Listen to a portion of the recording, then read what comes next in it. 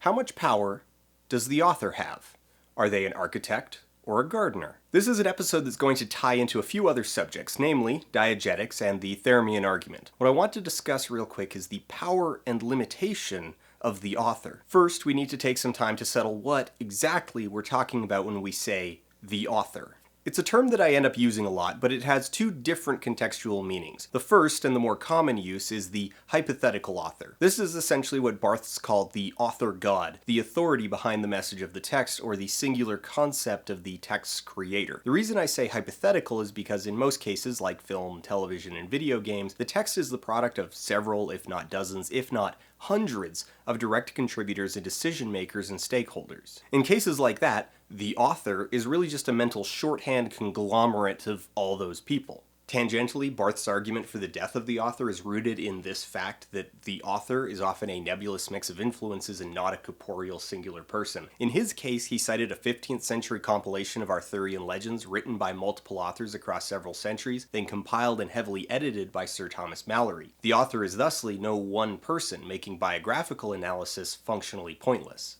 The second is the literal flesh and blood person who has to sit in front of a blank page and write crap down. That is the author that we're talking about today, the decision maker during the creative process. For clarity, for the rest of the episode, we're going to refer to the writer when we're talking about this role. I guess we could use Barthes' word scriptor. Yeah, these days that sounds more like a Shakespeare-themed He-Man villain, even though they might actually be a painter or character modeler or costume designer. We're also going to be skewing the discussion towards the construction of plot and story and character, so even though a lot of the principles do apply to other disciplines, the examples will mostly involve writing. So that person, the writer, how much power do they have over the text?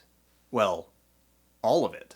In fact, they have so much power that writers intentionally give themselves restrictions in order to both challenge themselves and to escape the pressure of possibility overload. Restrictions like genre, or poetic form, or a specific setting. Now, many writers will softly disagree with this. They will insist that their process is more akin to gardening, that when they write they get into a zone where the words just flow out and it feels like they're not composing so much as they are transcribing something out of the ether, something novel but familiar. They can cultivate the story or guide it in a specific direction, but they can't truly control it. They ask what if, and then write down the logical answers. This is an illusion. As a writer, this is your brain playing tricks on you as it constructs something novel out of the things you already know. The writer as gardener is ultimately an expression of style and preference, and not fact. Now, to back up a bit, this is not a slam by any means. The cultivation approach is no more or less valid than haiku or sonnet or any other constraint and method.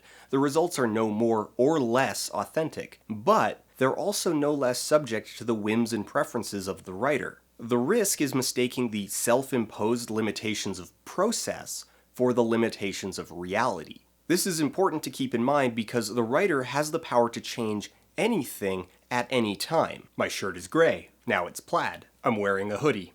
I'm a woman. I have a hat. I'm back to my original look.